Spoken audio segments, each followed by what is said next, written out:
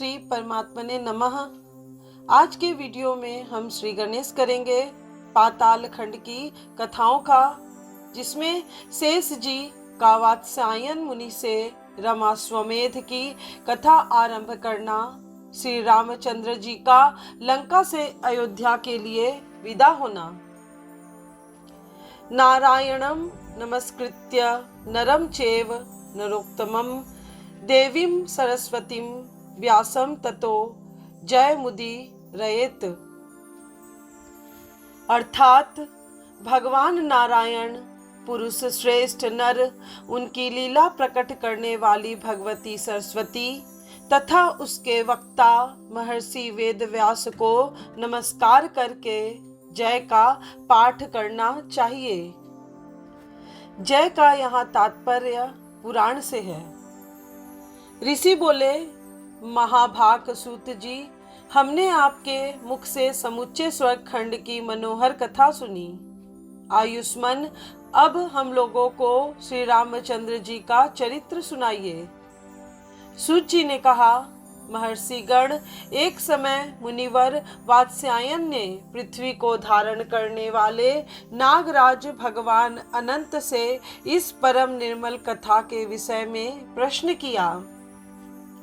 श्री वात्स्यायन बोले, भगवान शेषनाग, मैंने आपके मुख से संसार की सृष्टि और प्रलय आदि के विषय की सब बातें सुनी। भूगोल, खगोल, ग्रह, तारे और नक्षत्र आदि की गति का निर्णय, महतत्व आदि की सृष्टियों के तत्व का पृथक पृथक निरूपण तथा सूर्यवंशी राजाओं के अद्भुत चरित्र का भी मैंने श्रवण किया है।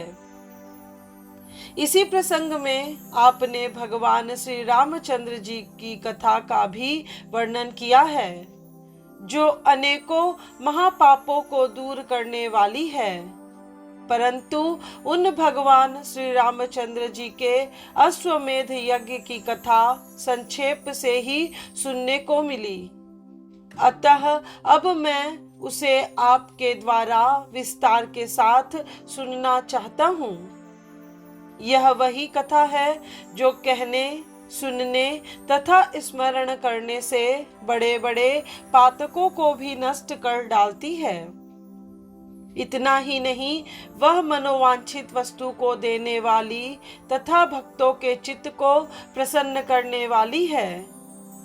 भगवान शेष ने कहा, ब्राह्मण, आप ब्राह्मण कुल में श्रेष्ठ एवं धन्यवाद के पात्र हैं, क्योंकि आपको ऐसी बुद्धि प्राप्त हुई है जो श्री रामचंद्र जी के युगल चरणारविंदों का मकरंद पान करने के लिए लोलुप रहती है। सभी ऋषि महर्षि साधु पुरुषों के समागम को श्रेष्ठ बतलाते हैं। इसका कारण यही है कि सत्संग होने पर श्री रघुनाथ जी की उस कथा के लिए अवसर मिलता है, जो समस्त पापों का नाश करने वाली है। देवता और असुर प्रणाम करते समय अपने मुकुटों की मणियों से जिनके चरणों की आरती उतारते हैं, उन्हीं भगवान श्री राम का स्मरण कराकर आपने मुझ पर बहुत बड़ा अनुग्रह किया है। जहाँ ब्रह्मा आदि देवता भी मोहित होकर कुछ नहीं जान पाते, उसी रघुनाथ कथा रूपी महासागर की था लगाने के लिए मेरे जैसे मशक समान तुच्छ जीव की कितनी शक्ति है। तथापि मैं अपनी शक्ति के अनुसार आपसे श्री राम कथा का वर्णन करूंगा, क्योंकि अत्यंत विस्तृत आकाश में भी पक्षी अपनी गमन शक्ति के अनुसार उड़ते ही हैं। श्री रघुनाथ जी का चरित्र करोड़ों श्लोकों में वर्णित है। जिनकी जैसी बुद्धि होती है वे वैसा ही वर्णन करते हैं। जैसे अग्नि के संपर्क से सोना शुद्ध हो जाता है, उसी प्रकार श्री रघुनाथ जी की उत्तम कीर्ति मेरी बुद्धि को भी निर्मल बना देगी। सूत जी कहते हैं, महर्षियों, मुनिवर, वात्स्यायन यो कहकर भगवान शेष ने ध्यानस्थ हो अपनी आंखें बंद कर ली और ज्ञान दृष्टि के द्वारा उस लोकोत्तर कल्याणमयी कथा का अवलोकन किया। फिर तो अत्यंत हर्ष के कारण उनके शरीर में रोमांच हो आया और वे गदगद वाणी से युक्त होकर दशरथ नंदन श्री रघुनाथ जी की विशद कथा का वर्णन करने लगे। भगवान शेष बोले, वात्स्यायन जी, देवता और दानवों को दुख देने वाले लंकापति रावण के मारे जाने पर इंद्र आदि संपूर्ण देवताओं को बड़ा सुख मिला। वे आनंद मग्न होकर दास की भांति भगवान के चरणों में पड़ गए और उनकी स्तुति करने लगे। तत्पश्चात श्री रामचंद्र जी धर्मात्मा विभीषण को लंका के राज्य पर स्थापित करके सीता के साथ पुष्पक विमान पर आरूढ़ हुए। उनके साथ लक्ष्मण, सुग्रीव और हनुमान आदि भी विमान पर जा बैठे। उस समय भगवान के विरह के भय से विभीषण के मन में भी साथ जाने की उत्कंठा हुई और उन्होंने अपने मंत्रियों के साथ श्री रघुनाथ जी का अनुसरण किया। इसके बाद लंका और अशोक वाटिका पर दृष्टि डालते हुए भगवान श्री राम तुरंत ही अयोध्यापुरी की ओर प्रस्थित हुए। साथ ही ब्रह्मा आदि देवता भी अपने अपने विमानों पर बैठकर यात्रा करने लगे। उस समय भगवान श्री राम कानों को सुख पहुंचाने वाली देव दुदुम्भियों की मधुर ध्वनि सुनते तथा मार्ग में सीता जी को अनेकों आश्रमों से युक्त तीर्थों, मुनियों, मुनि पुत्रों तथा पतिव्रता मुनि पत्नियों का दर्शन कराते हुए चल रहे थे। परम बुद्धिमान श्री रघुनाथ जी ने पहले लक्ष्मण के साथ जिन जिन स्थानों पर निवास किया था वे सभी सीता जी को दिखाए। इस प्रकार उन्हें मार्ग के स्थानों का दर्शन कराते हुए श्री रामचंद्र जी ने अपनी पूरी अयोध्या को देखा। फिर उसके निकट नंदी ग्राम पर दृष्टिपात किया, जहां भाई के वियोग जनित अनेकों दुखमय चिन्हों को धारण करके धर्म का पालन करते हुए राजा भरत निवास कर रहे थे। उन दिनों वे जमीन में गड्ढा खोदकर उसी में सोया करते थे। ब्रह्मचर्य के पालन पूर्वक मस्तक पर जटा और शरीर में वल्कल वस्त्र धारण किए रहते थे। उनका शरीर अत्यंत दुर्बल हो गया था। वे निरंतर श्री रामचंद्र जी की चर्चा करते हुए दुख से आतुर रहते थे। अन्न के नाम पर तो वे जो भी नहीं ग्रहण करते थे तथा पानी भी बारंबार नहीं पीते थे। जब सूर्य देव का उदय होता तब वे उन्हें प्रणाम करके कहते, जगत को नेत्र प्रदान करने वाले भगवान सूर्य, आप देवताओं के स्वामी हैं।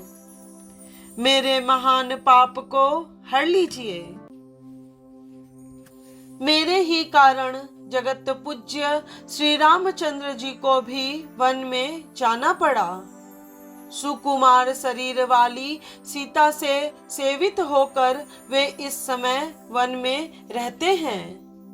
अहो, जो सीता फूल की सैया पर पुष्पों की डंठल के स्पर्श से भी व्याकुल हो उठती थी और जो कभी सूर्य की धूप में घर से बाहर नहीं निकली, वे ही पतिव्रता जनक किशोरी आज मेरे कारण जंगलों में भटक रही हैं। जिनके ऊपर कभी राजाओं की भी दृष्टि नहीं पड़ी थी, उन्हीं सीता को आज किरात लोग प्रत्यक्ष देखते हैं।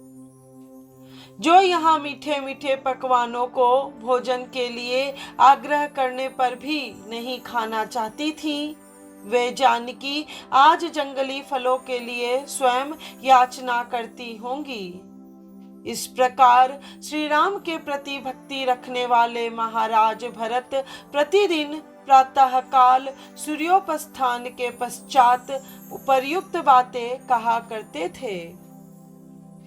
उनके दुख सुख में समान रूप से हाथ बटाने वाले शास्त्र चतुर नीतिज्ञ और विद्वान मंत्री जब भरत जी को सांत्वना देते हुए कुछ कहते तब वे उन्हें इस प्रकार उत्तर देते थे। अमात्यगण, मुझ भाग्यहीन से आप लोग क्यों बातचीत करते हैं? मैं संसार के सब लोगों से अधम हूँ, क्योंकि मेरे ही कारण मेरे बड़े भाई श्री राम आज वन में जाकर कष्ट उठा रहे हैं। मुझ अभागे के लिए अपने पापों के प्रायश्चित करने का यह अवसर प्राप्त हुआ है। अतः मैं श्री रामचंद्र जी के चरणों का निरंतर आदर पूर्वक स्मरण करते हुए अपने दोषों का मार्जन करूंगा। इस जगत में माता सुमित्रा भी धन्य हैं। वे ही अपने पति से प्रेम करने वाली तथा वीर पुत्र की जननी हैं, जिनके पुत्र लक्ष्मण सदा श्री रामचंद्र जी के चरणों की सेवा में रहते हैं। इस प्रकार भातृवत्सल भरत जहाँ रहकर उच्च स्वर से विलाप किया करते थे, उस नंदी ग्राम को भगवान श्री राम ने देखा। आज की कथा में बस इतना ही।